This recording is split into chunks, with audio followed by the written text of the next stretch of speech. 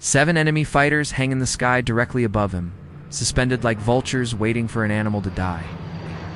They are flying in a tight, predatory formation, their silhouettes stark against the cold blue backdrop of the European theater.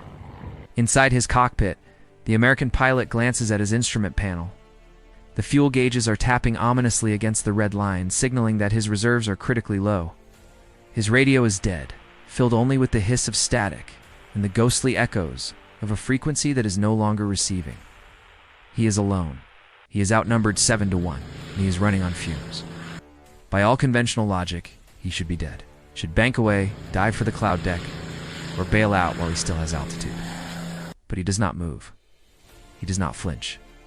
He holds his course in altitude with a steadiness that defies the adrenaline pumping through his veins.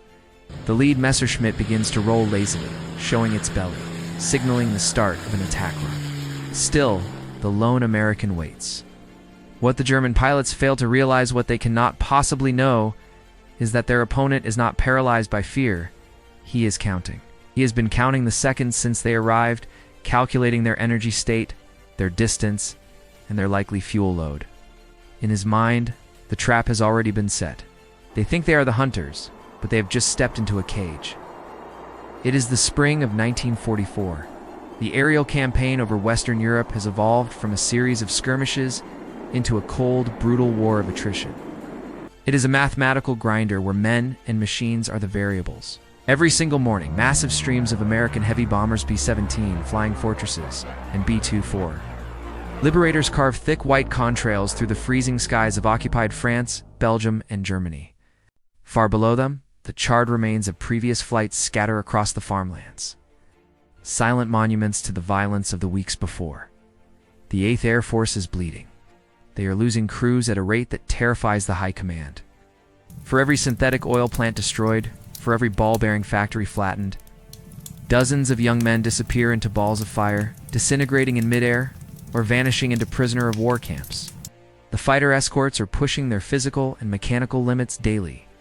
The arrival of long-range fighters has finally given Allied pilots the legs to strike deep into the heart of the Reich, protecting the bombers all the way to the target. But this distance brings deadly complications. Fuel management is no longer just a standard operating procedure. It is the difference between life and death. Navigation errors are fatal. A pilot who lingers too long in a dogfight over Berlin will not have the gas to glide across the English Channel. The Luftwaffe is adapting. The German pilots, defending their homeland, have learned to be ruthless and patient. They no longer attack the massive formations head-on if they can avoid it. They wait. They let the main force pass, studying the escort patterns, looking for the weak links. They hunt the stragglers, the damaged planes limping home on 2 engines, and the isolated fighters that have lost their wingman. It is a strategy of efficiency and cruelty, designed to bleed the Americans dry. At RAF Debden in Essex, the 56th Fighter Group, known as the Wolfpack, operates out of a damp, concrete airfield that perpetually smells of high-octane aviation fuel, wet grass, and nervous sweat. Through the damp English nights, ground crews labor under floodlights to patch bullet holes in aluminum skins and replace leaking glycol lines. In the briefing rooms, intelligence officers stand before chalkboards, charting loss rates that creep upward with grim consistency. In the barracks, pilots write final letters home, sealing them in envelopes that they hope will never be mailed. As the roar of massive radial engines shatters the morning silence, every man knows the statistics. 1 in 4 will not complete their tour of duty. 1 in 10 will not come back for dinner tonight. Among these men is a pilot whom the squadron has learned to respect, even if his demeanor is unassuming. He is not the loudest voice in the officers' mess. He does not tell tall tales or boast about his skills with a drink in his hand. He listens, he observes, he studies. And when he is in the air, encased in the cockpit of his P-47 Thunderbolt, he operates with a timing and precision that sets him apart from even the aces surrounding him. His name is Captain Robert S. Johnson. By this stage of the war, he has survived situations that would have killed lesser men, earning a reputation as one of the most indestructible pilots in the theater. The mechanics know him as the pilot who brings his massive Thunderbolt back, so chewed up by enemy fire that engineers use the wreckage for instructional films on structural damage. He once returned with a plane so riddled with holes that it was deemed a miracle it was still shaped like an airplane. The armorers know him as the man who obsessively counts his rounds before and after every mission, tracking his efficiency like a forensic accountant. The intelligence officers know him for combat reports that read more like engineering manuals than tales of heroism. He does not fit the Hollywood image of a dashing, reckless fighter pilot. He does not seek glory. When others gather to excitedly reenact a dogfight with their hands, Johnson sits quietly, reviewing his gun camera footage frame by frame. He analyzes deflection angles, closure rates, and ballistics. What others call instinct, Johnson calls mathematics. What others call luck, he calls preparation. Robert Samuel Johnson was born in Lawton, Oklahoma, in 1920. He grew up in the heart of the Dust Bowl, a world of open horizons and hard realities, where mechanical skill was valued above all else. His father owned a garage. Johnson was raised with grease under his fingernails and the logic of machinery in his blood. Engines made sense to him in a way people didn't. Timing belts, carburetors, pistons, valves, they all followed a set of rigid rules. If a machine broke, there was a reason. It failed, there was a specific cause. He was not a natural athlete or a socialite. He read technical manuals for recreation. He understood systems. When he looked at an airplane, he didn't see a romantic chariot of the clouds. He saw a complex assembly of components that either worked together to keep you alive or failed and killed you. In 1941, he enlisted in the Army Air Corps. It wasn't just patriotism that drove him. It was a fascination with the physics of flight. Training revealed a unique trait. Johnson was not the smoothest stick-on-rudder man. He wasn't the natural pilot who could dance with the aircraft. But his precision was unnerving. He flew by the numbers, could calculate fuel consumption in his head in real time, could estimate altitude loss in a turn down to the foot. While other cadets flew by feel, trusting their gut, Johnson flew by measurement. One instructor famously noted in his file that Johnson flew like an engineer pretending to be a pilot. It was meant as a criticism, implying he lacked soul, but it was entirely accurate. It was exactly what would save his life. By the time he arrived in England in early 1943, Johnson had logged enough hours to solidify his methodical approach. He avoided the heavy drinking that many pilots use to cope with the stress. He didn't chase women in London during his leave. Instead, he pored over after-action reports. He interviewed veteran pilots about German tactics, sketched engagement scenarios in a notebook he kept with him. He studied the enemy aircraft, the Focke-Wulf 1090 and the Messerschmitt 109, memorizing their performance stats. He knew their turn rates, their climb speeds, their dive limits, and their fuel capacities. He studied them the way a grandmaster studies a chessboard, not to admire the pieces, but to destroy them. Johnson flew the P-47 Thunderbolt, plane the pilots affectionately called the Jug. It was a beast of a machine, weighing 7 tons fully loaded, powered by a massive 2,000 horsepower radial engine. It wasn't as nimble as the German fighters, but it was faster in a dive and incredibly tough. Johnson loved it.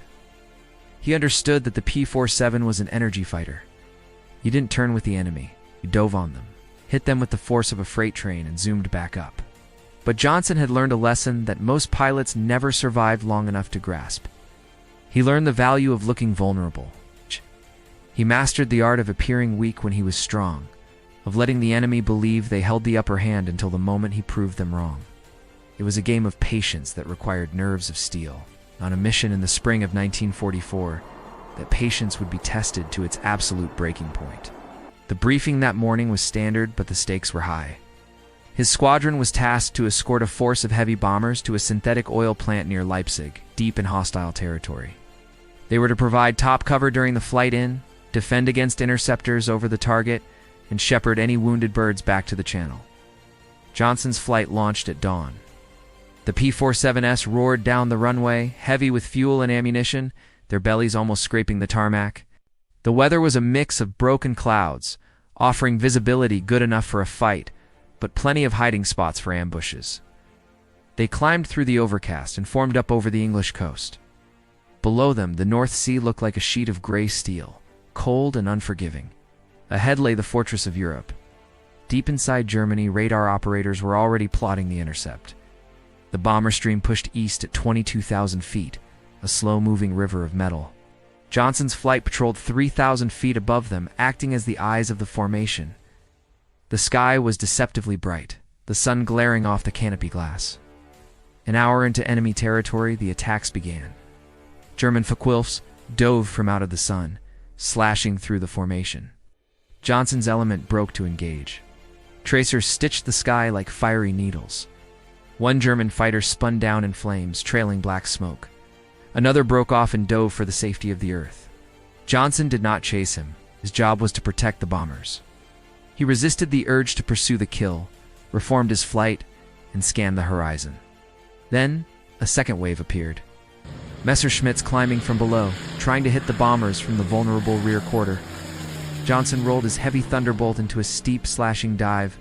The sheer speed of the P-47 was terrifying. The Germans saw the Americans coming and scattered. No kills, but no losses either.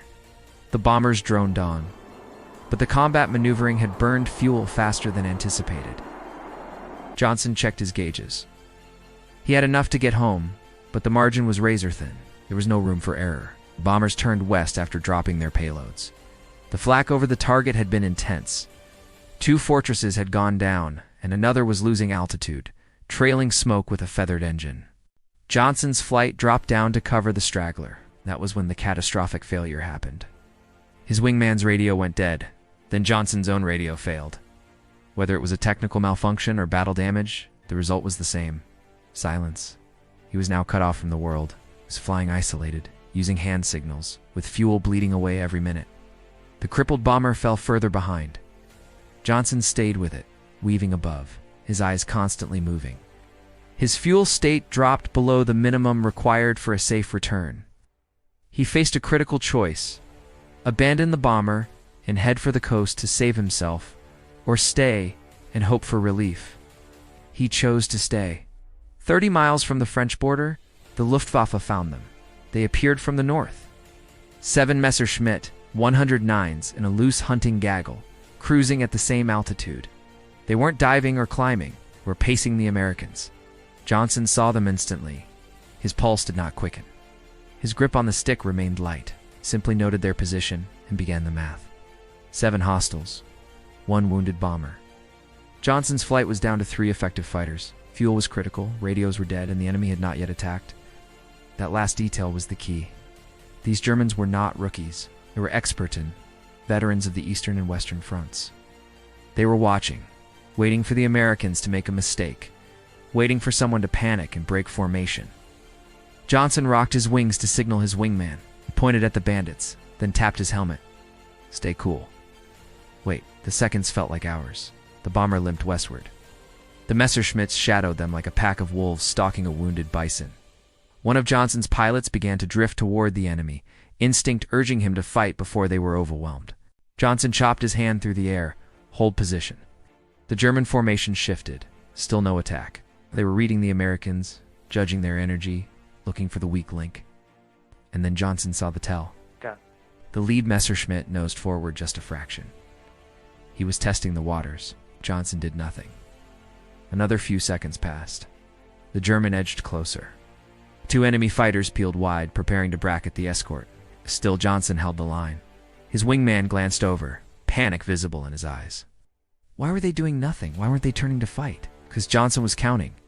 He was calculating closure rates, angles, and fuel states. He was waiting for the precise moment when German confidence turned into arrogance. The lead Messerschmitt dropped his nose 5 degrees. The attack run had begun. The others followed suit. 2 broke right, 2 broke left. The trap was springing shut, and that was the exact moment Johnson moved. He didn't turn away. He didn't execute a defensive break. He rolled his Thunderbolt inverted and pulled hard on the stick. He dove straight at the leader, the one who had committed first. The massive P-47 dropped like a stone, its weight working to its advantage. Airspeed skyrocketed to 400 knots, then 450. The Germans were caught completely off guard. They expected the Americans to defend, to turn and run. They did not expect a counterattack straight into the teeth of the formation. The lead German broke hard left, but it was too late. Johnson hadn't reacted to the move. He had anticipated it. He fired a devastating 2-second burst. 8 50 caliber machine guns roared to life. High-caliber rounds walked across the Messerschmitt's fuselage, shredding metal and glass. The cockpit shattered.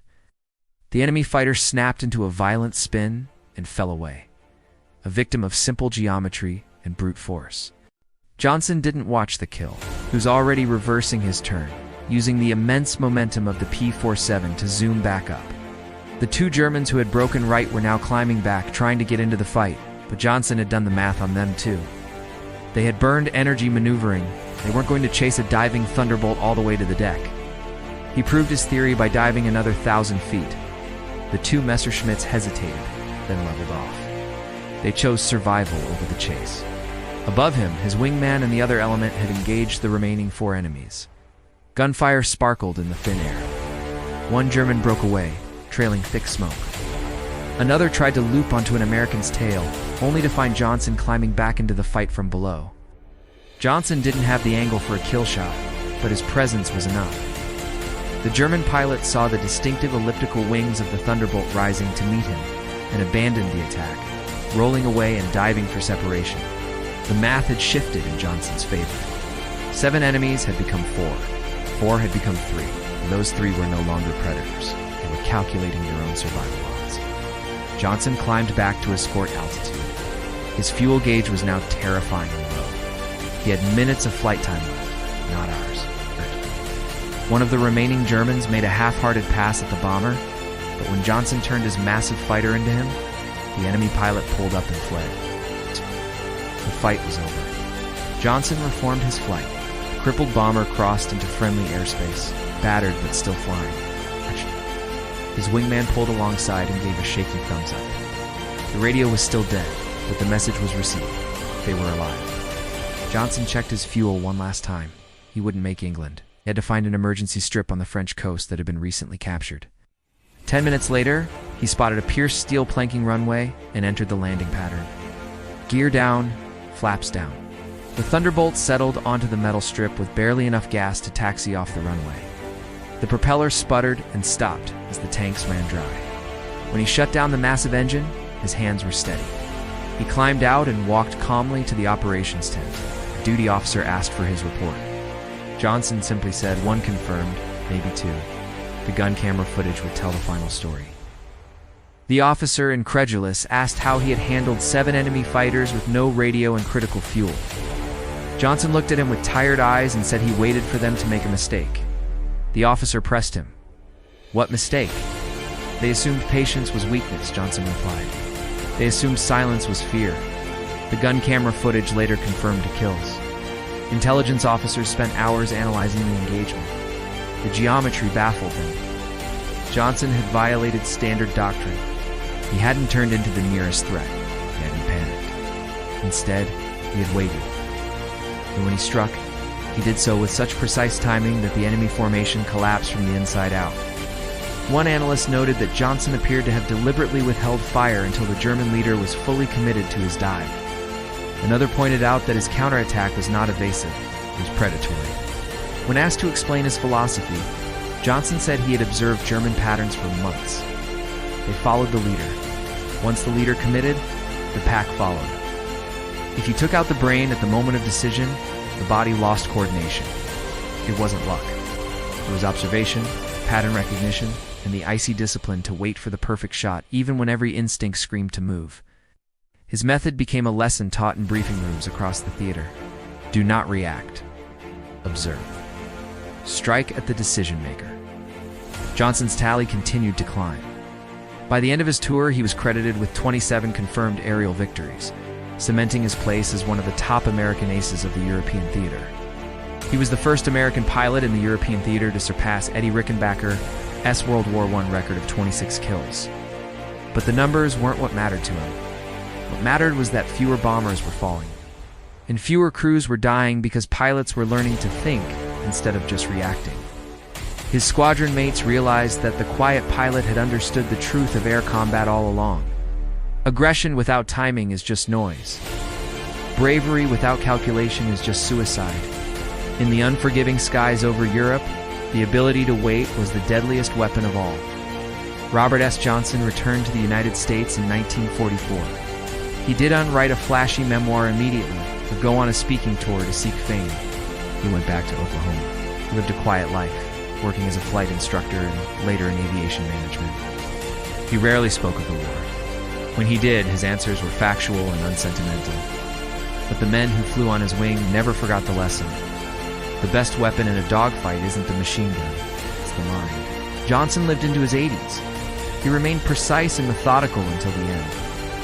When he passed away in 1998, the obituaries listed his medals, his rank, and his record-breaking kills. But they missed the essence of the man. Robert Johnson wasn't just an ace. He was a mathematician in a sky filled with chaos. His legacy wasn't just the enemy planes he destroyed. It was the men he brought home. He proved that survival is a calculation, and that every second of patience is a second of life bought for someone else. He proved it 7 times over in a single fight that should have been his end. The quiet pilot who waited, who calculated, who turned silence into a trap, and when the enemy finally struck, they found that the hunter had become the prey. The legacy of Robert S. Johnson and his Thunderbolt remains a masterclass in aerial warfare, a testament to the power of a cool head in the heat of battle. Stories like Robert S. Johnson's remind us that history isn't just about dates and maps.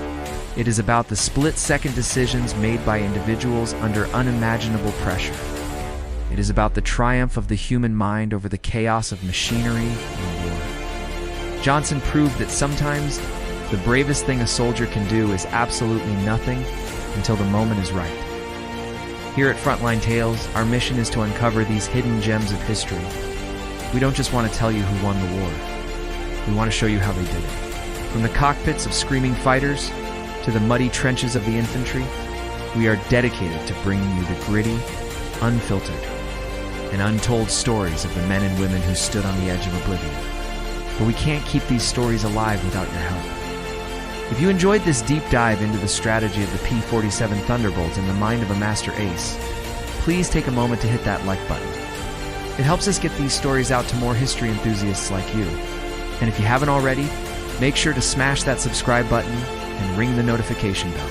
We have countless more sagas of heroism, strategy, and survival waiting in the archives. I also want to hear from you in the comments below.